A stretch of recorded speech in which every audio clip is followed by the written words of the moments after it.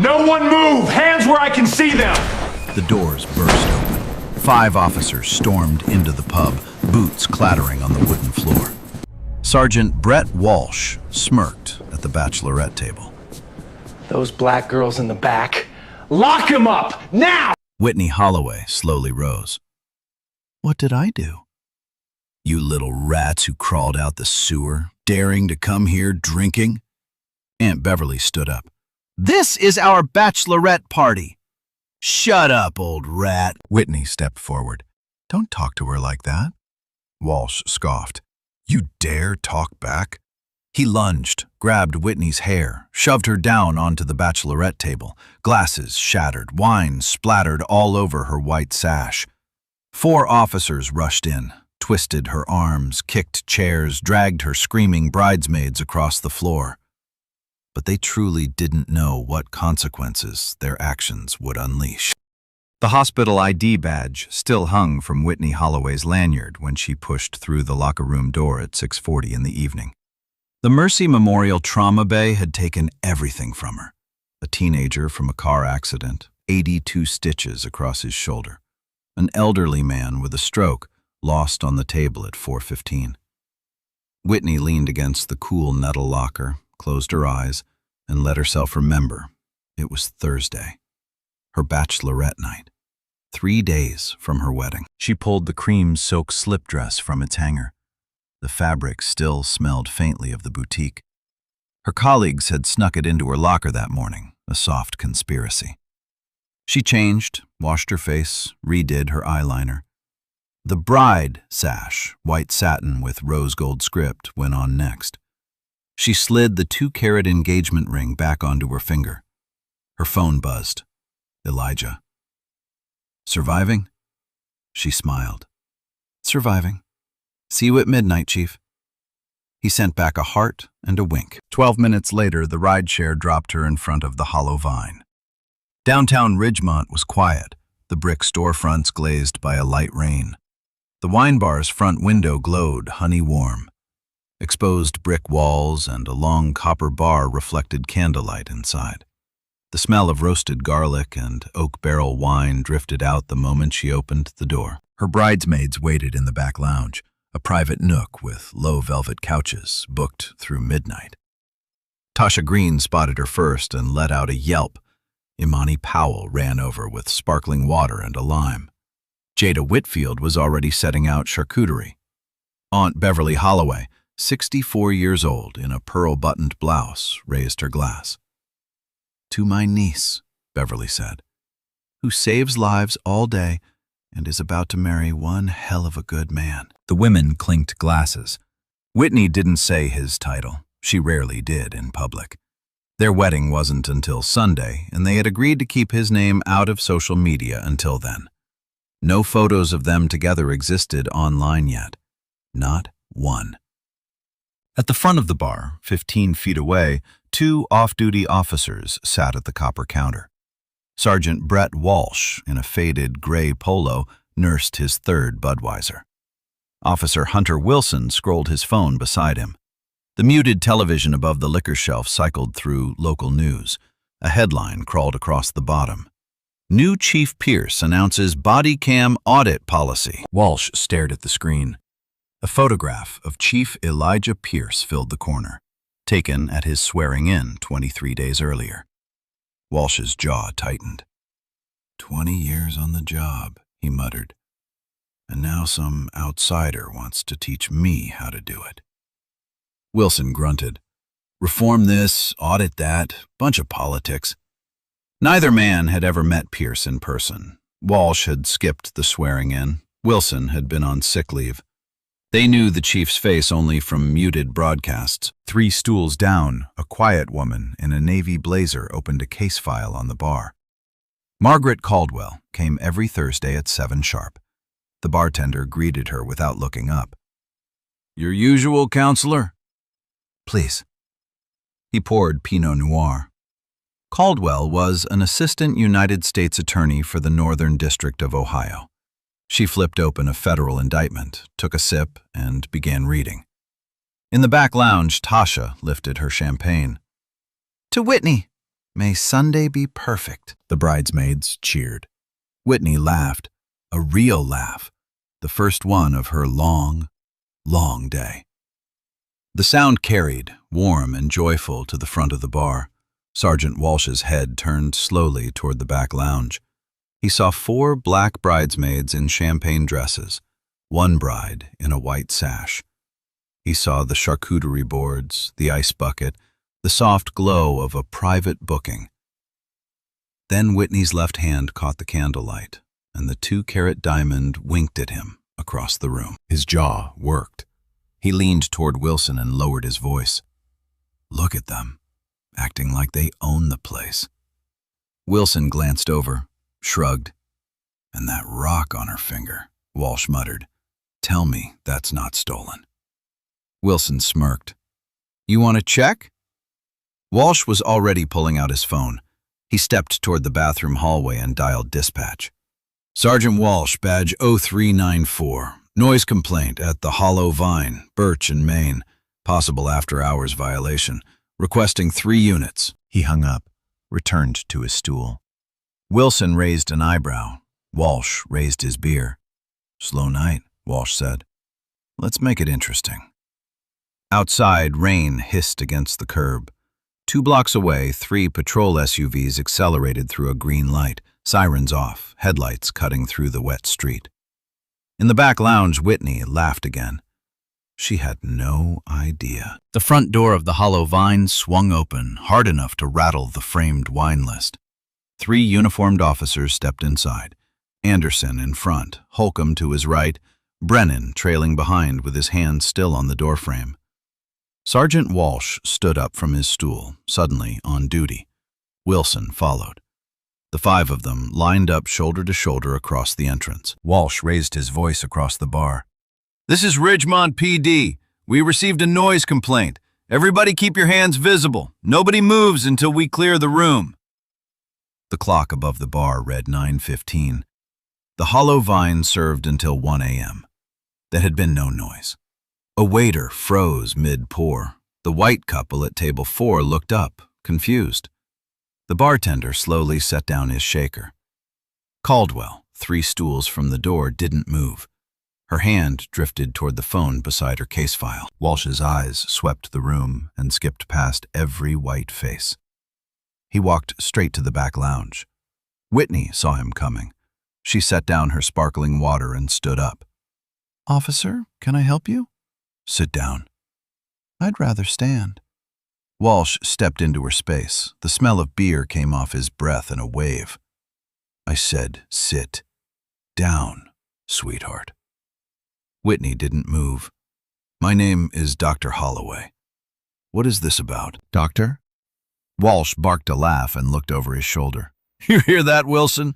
She's a doctor. Wilson snorted. Sure she is, Sarge. And I'm the governor of Ohio. Anderson chuckled. Holcomb didn't laugh. Brennan stared at the floor. Walsh turned back to Whitney. You been drinking tonight? Sparkling water. I'm on backup call at Mercy Memorial Trauma. Mercy Memorial. Walsh said it the way he'd say, the moon. Right. Show me ID. And let's see what's in that purse while we're at it. Whitney moved slowly. My ID is in my purse. I'm reaching with my left hand. She narrated every motion the way she'd narrate an intubation. Walsh's right hand snapped to the grip of his sidearm. Did I say you could move? You just told me to show ID. I told you, you don't get to talk back. Aunt Beverly stood up from the couch. Officer, this is her bachelorette party. We rented this room. She is a surgeon. There has been no noise. Please, sit your old behind down before I sit you down myself. Beverly froze. Tasha grabbed her arm and pulled her back onto the cushion. Walsh turned to the rest of the bridesmaids.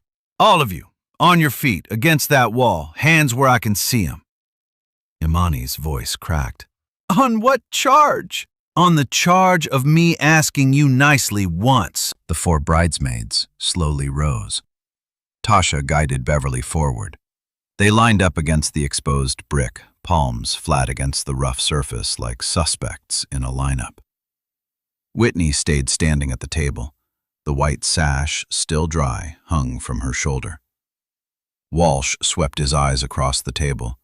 The charcuterie board, the chilled kava, the small cake with rose gold frosting that read, 3 days, Whitney. He picked up a piece of prosciutto with 2 fingers, sniffed it, and dropped it back on the board.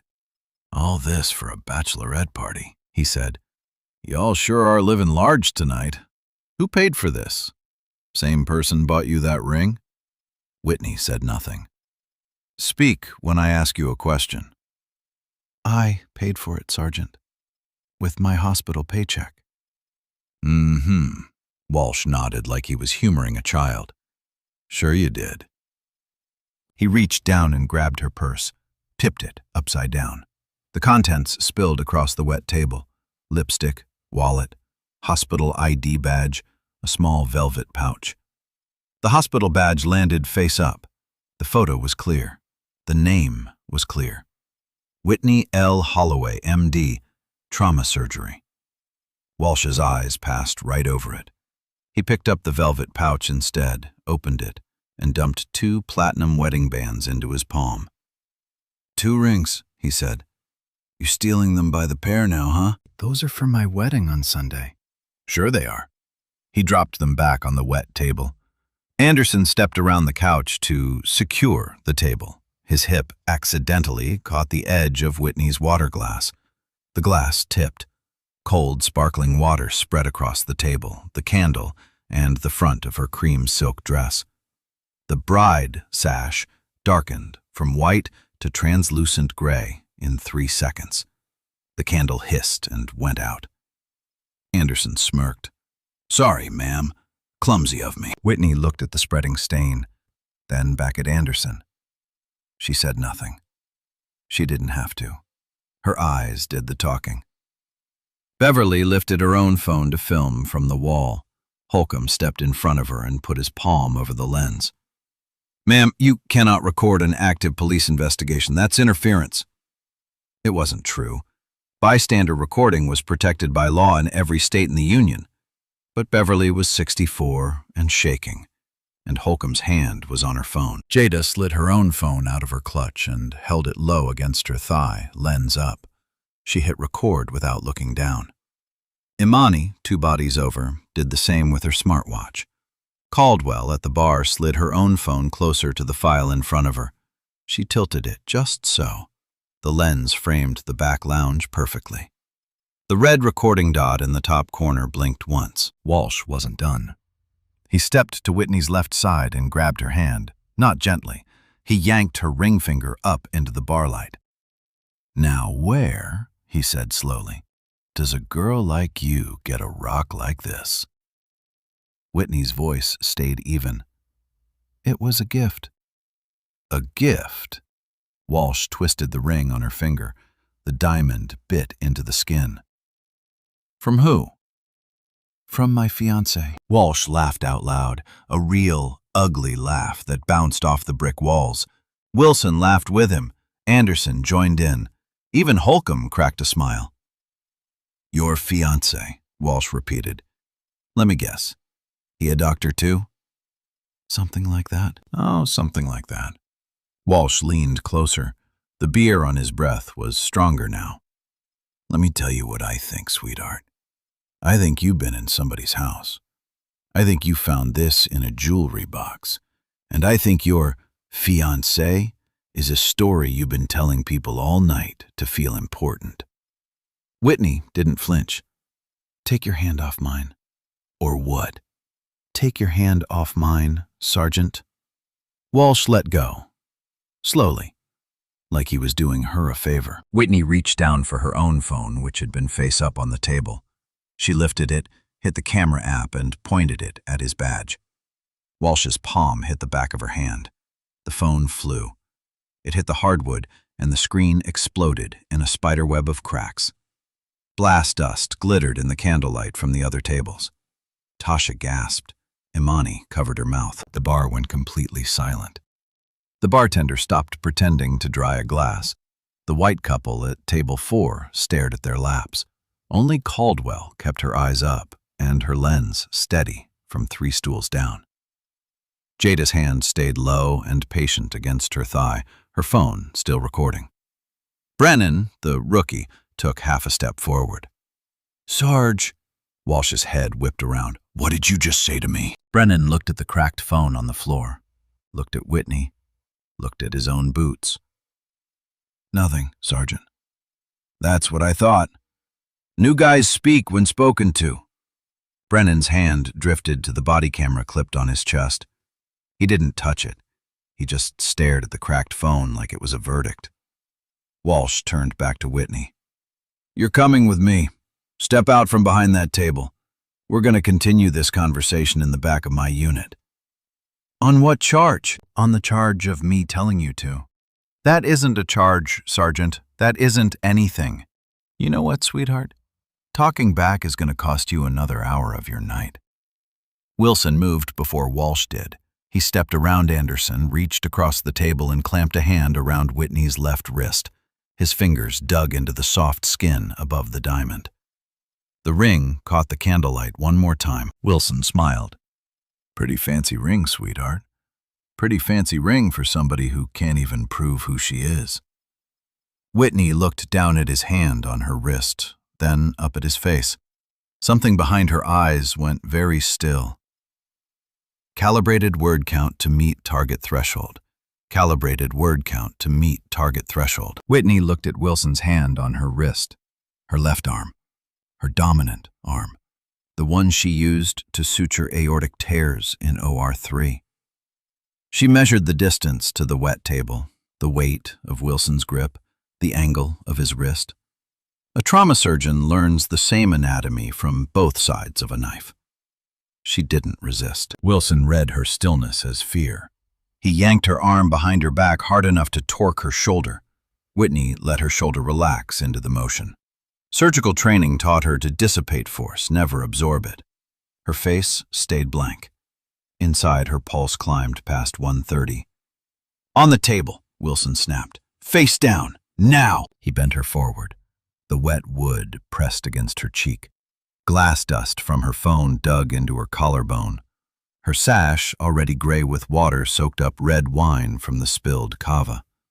She could smell the oak and the iron from her own skin where the glass had cut her. The candle had gone out, but a different one across the bar caught the diamond on her finger and threw a small shard of light across the wall. Beverly broke from the brick wall. "You stop that! You stop that right now! She is a surgeon!" Holcomb pivoted. His palm came up. He shoved Beverly hard in the sternum with the heel of his hand, the standard create space maneuver from the academy. Beverly was 64. The shove sent her stumbling backwards into a wooden chair. Her hip caught the edge with a flat, ugly sound. She cried out and dropped to one knee. Her glasses skittered across the hardwood. Tasha screamed and lunged toward her aunt. Holcomb caught her by the shoulder and forced her back against the brick. "Stay put," he barked. "All of you, stay put." Imani's hand flew into her purse for her second phone, a personal one, not the smartwatch, and she punched 911. She got as far as, "Please, we need help at the Hollow Vine. There are officers attacking." Walsh closed the distance in 3 strides. He ripped the phone from her hand and ended the call. "You don't need 911, sweetheart. We are 911. He dropped Imani's phone into a pitcher of ice water on the bar table. The screen flickered once and died. Imani made a sound like a small animal and stared at the empty space where her phone had been. Wilson, still pinning Whitney face down, pulled a flex cuff from his belt. Plastic, zip tie style. He wrenched her hands behind her back and ratcheted the cuff tight enough that the plastic bit into her skin. He pulled twice more for spite. The cuff cinched down past circulation. Her fingertips began to tingle. "Sergeant," Wilson called over his shoulder. "She's secure." Walsh nodded. "Stand her up." Wilson hauled Whitney upright by the cuffed wrists. The motion wrenched her shoulder enough that she felt the labrum strain. She made one small sound through her teeth, the only sound she'd made all night, and then went quiet again. Her cream slip dress clung wet to her stomach. The bride sash hung from one shoulder, gray and limp. Her cheek had a red mark from the wet wood. A trickle of blood beaded along her collarbone where the glass had cut her. Her hair, which had been swept up in a soft chignon, had come down on one side. She looked across the lounge. Beverly was still on one knee, holding her hip, breathing hard. Tasha was crying. Imani was staring at her dead phone in the ice bucket. Jada's eyes were locked on Whitney, and her left hand stayed perfectly steady against her thigh. Holcomb reached up with his free hand and clicked the body camera off on his chest. The little green LED winked out. Anderson saw him do it. Anderson clicked his own off. Wilson, still holding Whitney, met Holcomb's eyes. Wilson nodded. Then he reached up, careful, one hand still on Whitney's cuffs, and switched his off too. 3 little green lights went dark. Walsh's camera had never been turned on tonight. He never turned it on. 11 prior complaints had taught him better than that. A body camera was an enemy. A body camera was a witness. A body camera was a paper trail he had no intention of leaving. Only Brennan's stayed running. Brennan didn't notice the other 3 click off. He was looking at Beverly on the floor, at her glasses by the chair leg, and his hand was shaking. What none of the 5 officers saw was Whitney's wrist. The smartwatch on her left hand, the one Wilson had bent behind her back, was now pressed against the flat of her own spine. Elijah had given it to her the week before, sitting cross-legged on their bed with the box in his lap. "This feature," he'd said, 3 hard taps, anywhere, anytime, for anything. It sends a live audio stream to my phone. I will hear you. I will come." He'd kissed her forehead. For anything at all. She tapped 3 times against the small of her back. 12 miles away, in the precinct conference room, Chief Elijah Pierce's phone vibrated on the table. He was mid-sentence with the night watch commander about staffing for the weekend. He looked down. He saw the alert. The name Whitney glowed on the screen. He picked it up. He heard, very clearly, the voice of his sergeant on duty. He heard the word, "sweetheart." He stood up so fast his chair scraped backward across the floor. "Davenport, Internal Affairs, right now, my car, go." Lieutenant Davenport didn't ask questions. She was already moving. In the bar, Walsh stepped close to Whitney, closer than any officer should ever stand to a cuffed citizen. Their faces were 6 inches apart. His voice dropped to a low, sour growl. "Let me tell you something, sweetheart. People like you don't belong in places like this. You think a ring on your finger makes you somebody? It doesn't. It makes you a target. Tonight you're going to learn exactly what this town thinks of little black girls who forget where they belong." Whitney didn't break eye contact. "Say that again, Sergeant." Walsh blinked. "What?" "Say that again. Louder. So everyone in this room can hear you." Walsh laughed in her face. "You think anyone in this room is going to repeat it? Look around, sweetheart. Nobody here is going to say a word." He gestured at the white couple at table 4, still staring at their laps, at the bartender pretending to polish the espresso machine, at Caldwell. But he didn't even register her, just another patron at the bar. He didn't see her phone, propped at exactly the right angle, recording every syllable. He didn't see Jada's phone either, low against her thigh. He didn't see the smartwatch on Whitney's wrist. 12 miles away, the new chief of police of Ridgemont was already in the parking lot. He was already in the car. Davenport was already buckling in. The deputy chief was on the phone confirming the federal liaison was on the way. The car was already turning out of the lot at 60 miles an hour, lights off, siren off, because Elijah Pierce did not want to be heard coming. In the bar, Walsh straightened up and addressed the room. "This is over. We're taking the suspect to the station for further questioning. Wilson, walk around. The rest of you sit and don't say a word." Brennan finally moved. "Sergeant, sir, should we get a statement from the witnesses first? Protocol." "Protocol," Walsh snapped, "is what I say it is." Brennan went quiet. Wilson tugged Whitney's cuffed wrists. She took one step toward the front of the bar. then another. Her bare feet, she had kicked her heels off earlier, left wet prints on the hardwood. Each print perfectly outlined the high arch of a working surgeon's foot. Outside, the rain had stopped. The street was glossy and reflective. A black sedan turned the corner and braked hard at the curb. Behind it, an unmarked SUV. Behind that, a second SUV. The bar door swung open. A figure stepped inside, backlit by the streetlights. Polished dress shoes, dark slacks, a long charcoal overcoat against the cold. Walsh, irritated at the interruption, didn't even look up. "Sir, this is an active police scene. Step back. Out." The figure didn't move. Brennan, the rookie, looked up at the door. His face changed. His mouth opened. Closed.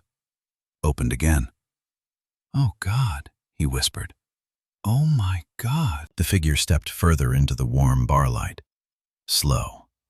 Deliberate. Walsh's irritation hardened into something else. "Sir, I'm not going to ask you a third time. Step out." The figure didn't. Wilson, sensing the change in the room, reacted the only way he knew how. He shoved Whitney down by the shoulder. Her knees hit the hardwood with a flat, painful sound. Her wrists, still flex-cuffed behind her, twisted again. The figure saw it. His jaw worked once. Behind him, the door opened a second time. 2 officers in plain clothes stepped in, body cameras running, green lights blinking steady. Then, a tall woman with a tight braid and a gold lieutenant's bar. Lieutenant Sloan Davenport, Internal Affairs. Then a man in full Class A uniform with 3 stars on his collar, the deputy chief of the Ridgemont Police Department. The deputy chief, Walsh recognized, instantly. Walsh's confidence cracked. Who are you?" The figure in the overcoat said nothing. He took one more step into the bar. The bar light caught the badge clipped to his belt. 6-pointed star. Gold. Heavy. The engraving was visible from across the room. Chief of Police, Ridgemont. Walsh's eyes dropped to the badge, traveled up to the man's face. His brain did the math. The man on the news. The man in the muted broadcast. The man Walsh had been complaining about 30 minutes earlier, into his beer at the front of the bar. The color drained from Walsh's face in real time. By the time it reached his throat, his hand had started to shake. Whitney, on her knees on the hardwood floor of her own bachelorette party, lifted her chin. She looked Walsh dead in the eye. She smiled. It was tired and bloody, and the smallest, most devastating smile in Sergeant Brett Walsh's 19 years on the badge. "Sergeant Walsh," she said, "I'd like to introduce you to my fiancé." She paused, just for the beat. "Your new chief of police." The bar went so quiet, you could hear the ice melting in the bucket where Amani's phone was floating. Wilson, behind Walsh, said it out loud. "Oh my God. Oh my God. Oh my God." He let go of Whitney's cuffs like they had caught fire. Anderson stared at the hardwood floor. Holcomb tried to take one slow step backward toward the door. One of Davenport's IA officers was already in front of it. Brennan, the rookie, whispered to no one in particular. "We didn't know. We didn't know. We didn't know." Elijah Pierce did not raise his voice. He spoke to Lieutenant Davenport in the same measured tone he used in federal courtrooms. "Lieutenant, all 5 officers are relieved of duty, effective this moment. Collect service weapons, badges, body cameras, and credentials. Nobody leaves this room until that's complete." Davenport nodded. "Yes, Chief." She began reading the Garrity rights aloud, flat and unhurried. Walsh's panic broke through. "Chief, sir, there's been a misunderstanding. We had no idea who she was." Elijah turned to him slowly. His voice stayed soft, which was worse. "That is the entire problem, Sergeant. You didn't need to know who she was. You needed to know what she was." a citizen, in a bar, drinking water. He took one more step forward. His overcoat brushed the edge of the wet table. That was supposed to be enough. Walsh had no answer. He opened his mouth, closed it. Elijah walked the 4 steps to Whitney. He knelt on the hardwood beside her, one knee in a small puddle of spilled wine. He pulled a folding tool from his coat pocket, slid it under the flex cuff, and cut her free. Then he very gently took her wrists in his hands. The plastic had cut deep ridges into her skin. Her left wrist was already swelling. "Where are you hurt?" "Right shoulder. Strained, not dislocated." He knew how to do it without leaving a mark on camera. Elijah's jaw flexed once. He stood up. "Lieutenant, add aggravated assault to Officer Wilson's intake. Detail the shoulder injury." Aunt Beverly limped forward from the wall. Her glasses were back on her face, slightly crooked. Her voice shook but did not break. "Officer Holcomb shoved me into that chair. I'm 64. I have a hip replacement scheduled for next month." Davenport's pen moved. Holcomb stuttered. "Ma'am, that contact was incidental." Elijah, without turning, "Lieutenant, add elder assault to Officer Holcomb's intake." "Yes, Chief." From the front of the bar, a woman in a navy blazer rose from her stool. She walked unhurried down the length of the copper bar, reached the back lounge, and produced a slim leather wallet. She held it open at chest height. "AUSA, Margaret Caldwell, Northern District of Ohio. I come here every Thursday at 7 sharp.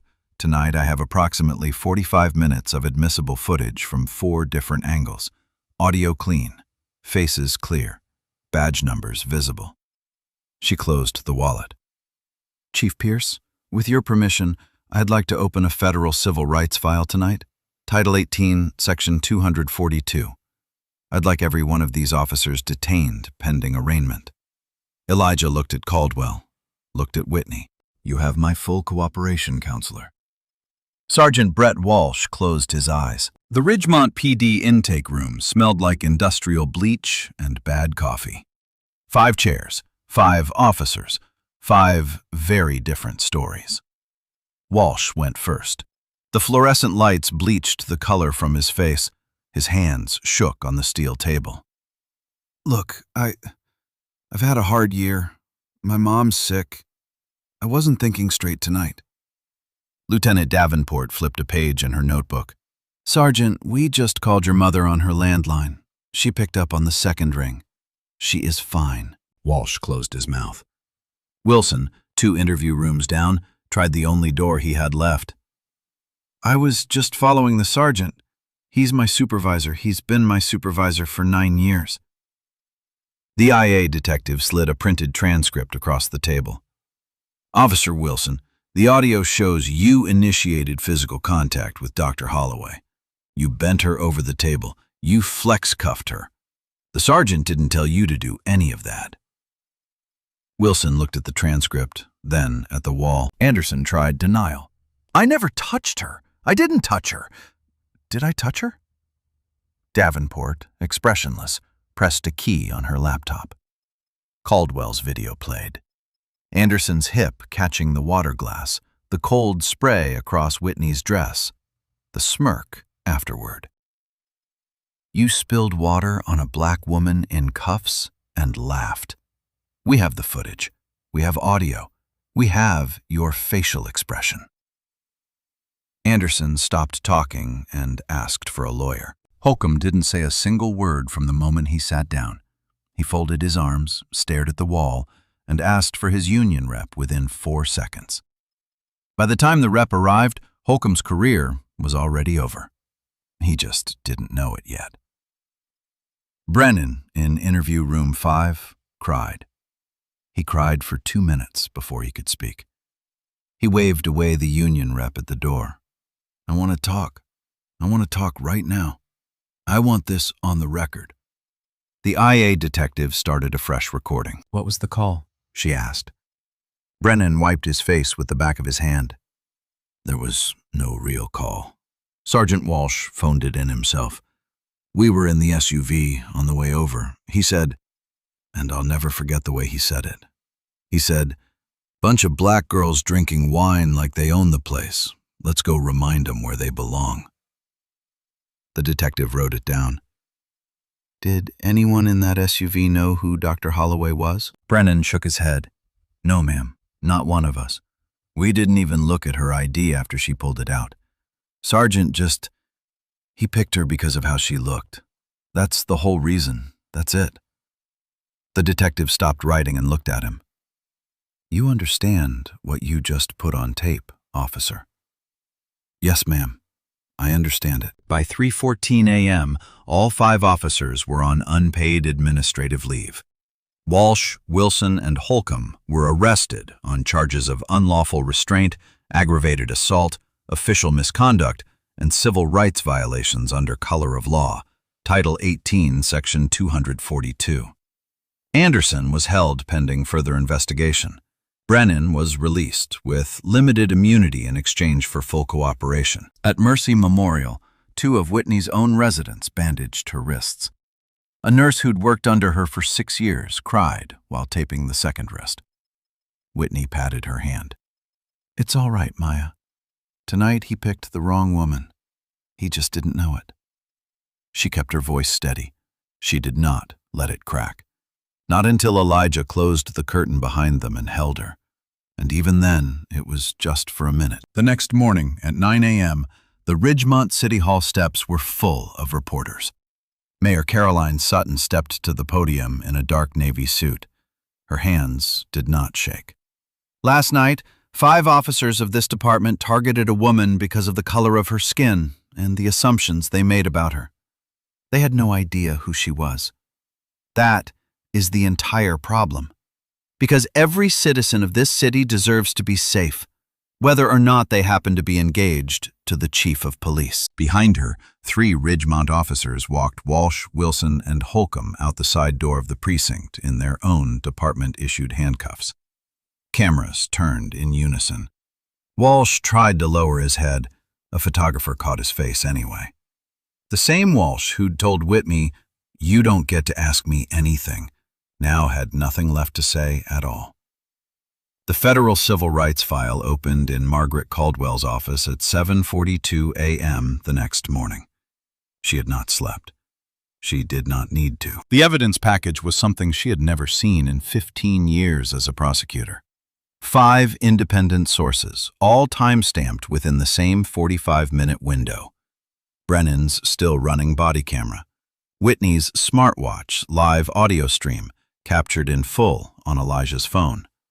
Caldwell's own footage. Jada Whitfield's phone, recorded from low against her thigh.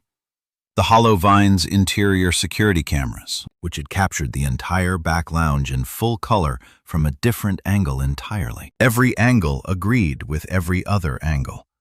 There was no version of the night that contradicted the others. The evidence locked together like surgical sutures. Then Caldwell pulled Sergeant Walsh's personnel file. 11 prior complaints over 14 years. Every single one closed without finding. 3 involved black women. 2 involved unwarranted searches. All 3 women had been treated for documented injuries within 48 hours of their stops. None had ever been charged with a crime that stuck. 1 involved a paralegal who had been pulled over leaving a friend's birthday party in 2024. The complainant's name was Danielle Brooks. Caldwell flagged the file. She called Danielle Brooks at 11:30 that morning. By the end of the week, 3 more black women had come forward with previously dismissed complaints against Walsh, all matching the same playbook. Fake noise calls, selective targeting, aggressive physical contact, body cameras conveniently off. Their files had all been signed off and closed by the same supervisor. The police chief, Elijah Pierce, had replaced. The federal pattern or practice investigation opened the next Monday. The previous chief was subpoenaed by Tuesday. The story broke on the news that same morning. By Wednesday, every major outlet in the country was running variations of the same headline. Surgeon bride cuffed at Bachelorette party. Cops had no idea her fiancé was their boss. This time, the system caught one. How many times has it missed? Op-eds ran in 3 national papers.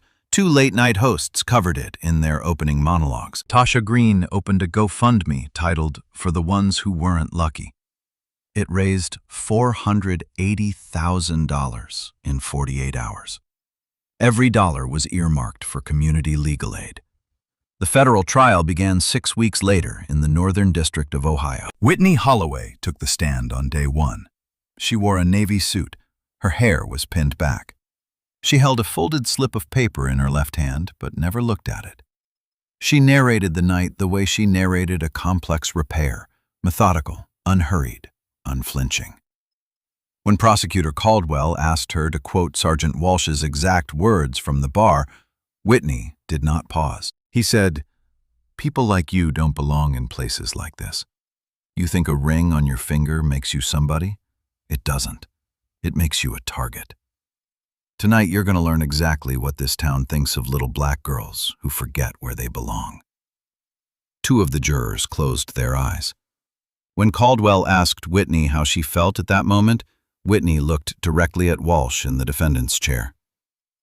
"I felt," she said, "like a citizen." Officer Cody Brennan took the stand on day 2. He shook through the entire direct examination.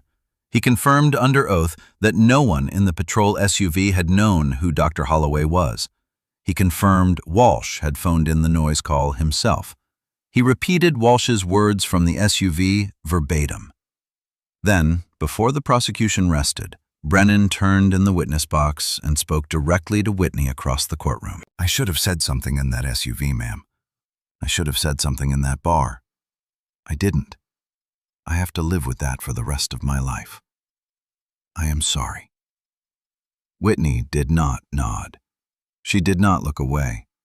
She held his gaze until he sat back down. Danielle Brooks testified on day 3. She described the same playbook from 2 years earlier.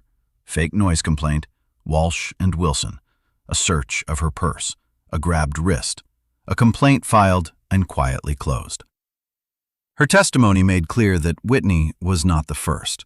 Whitney was the 4th. The first 3 had not been engaged to the chief of police. Aunt Beverly testified after lunch on day 3. She walked to the stand with a cane. She showed the jury the bruise photos her surgeon had taken.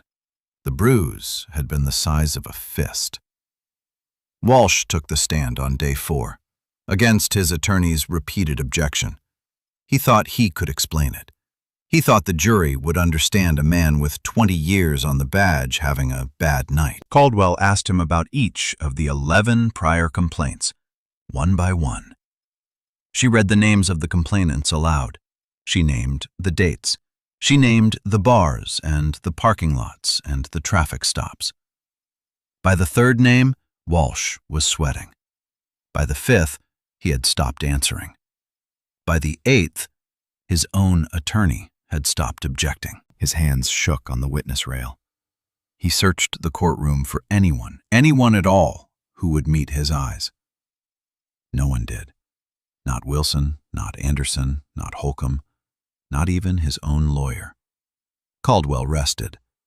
The jury returned its verdict on day 6. Sergeant Brett Walsh, guilty on all federal counts, 8 years in federal prison, pension forfeited, permanent decertification from any law enforcement role in the United States. Officer Hunter Wilson, 5 years federal. Officer Garrett Holcomb, 4 years federal, plus separate state charges for the elder assault on Beverly Holloway. Officer Tyler Anderson, 2 years, reduced for limited cooperation. Officer Cody Brennan, probation, plus a mandatory 3-year community service placement at a civil rights legal aid clinic. The city of Ridgemont settled civil claims with Whitney, Beverly, and Danielle Brooks for an amount the city declined to publicly disclose. The mayor announced a permanent community oversight endowment funded as part of the settlement. The old police union president resigned within the week. His replacement, on his first morning in office, walked into Chief Pierce's office and publicly endorsed every line item of the reform agenda. 3 other Ridgemont officers, all of whom had worked patrol with Walsh, were placed under federal pattern or practice investigation by the end of the month. The system had caught one.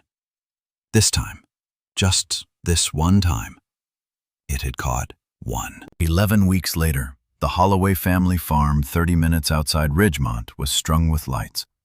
White roses lined a grass aisle. The late summer air smelled of jasmine and turned soil. Whitney walked down the aisle in ivory silk. The bruises were long gone. The shoulder had healed clean. Her hair was up in the same chignon she'd been wearing on the night that had almost broken her. The same diamond was on her finger. Aunt Beverly waited at the front row with her cane and her crooked glasses, beaming. Chief Elijah Pierce, in dress blues, watched her walk. When she reached him, he leaned in and whispered something only she heard. She laughed through tears. In the third row, Danielle Brooks sat next to Margaret Caldwell. Both of them wiped their eyes at the same moment. Beverly gave the first toast, then Caldwell gave the second, dry and unsentimental and devastating, the way only a federal prosecutor could be at a wedding. The reception ran late into the night. Whitney danced with Elijah, then with her aunt, then with Tasha, Imani, and Jada, all four of them barefoot on the grass, laughing the way they had laughed the night before everything happened. The next morning, Whitney went back to work. 6 weeks after the verdict, the Hollow Vine Initiative opened its doors in a small brick office 2 blocks from the federal courthouse. Community legal aid for anyone in Ridgemont County subjected to a police stop. Funded by the settlement, supported by the GoFundMe overflow, staffed by paralegals and volunteer attorneys. Danielle Brooks was hired as the first managing director. On the third Tuesday after opening, Officer Cody Brennan walked through the front door for his first day of court-ordered community service. He stood for a long moment at the intake desk. He said nothing. Whitney, who happened to be there reviewing case files, looked up. "Sit down, Mr. Brennan. The intake forms are in the top left drawer." He sat down. He did the work. He came back every Tuesday after that, on time, without complaint, for the next 3 years. He did not ask for forgiveness. Whitney did not give it. They worked. At Ridgemont PD, the reforms held. Body cameras were audited every month. The Civilian Review Board met every other Thursday. Training was rebuilt from the ground up. Officers who had previously dismissed Pierce's policies began, slowly and quietly, to use them. At the end of a department-wide meeting that fall, Chief Pierce stood at the front of the room and read aloud the names of the 3 black women Sergeant Walsh had targeted before Whitney. Danielle Brooks's name was first.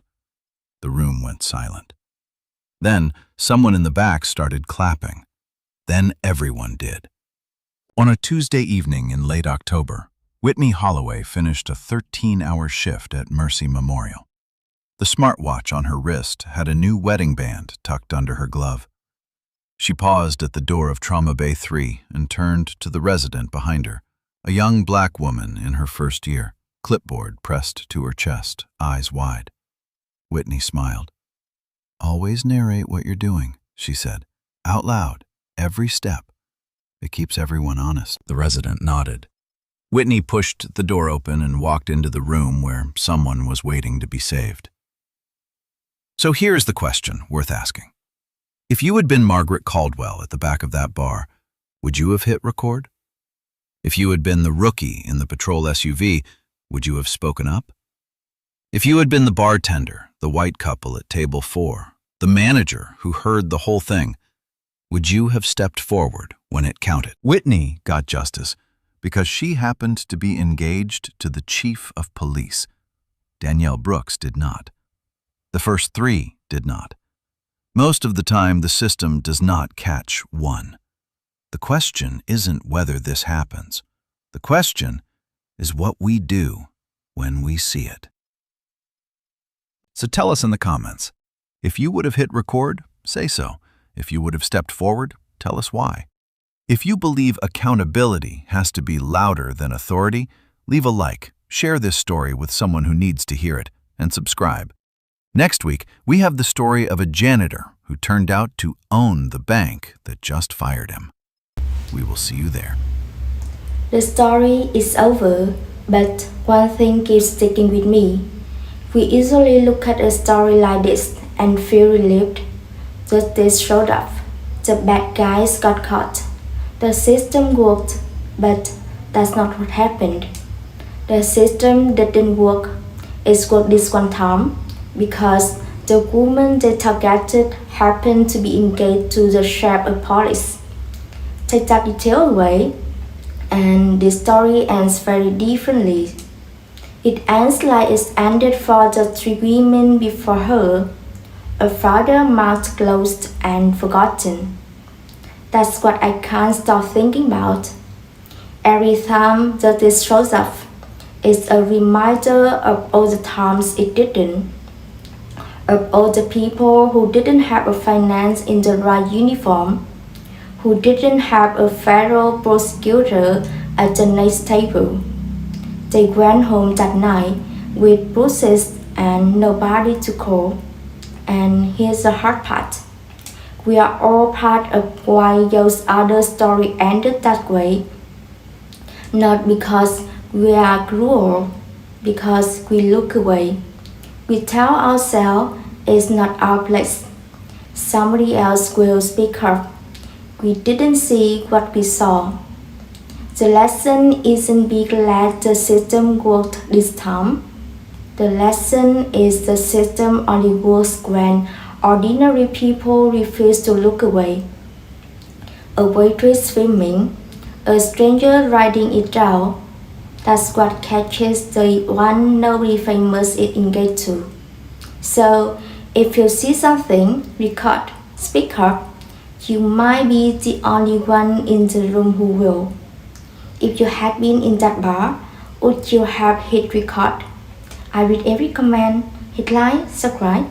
See you next time.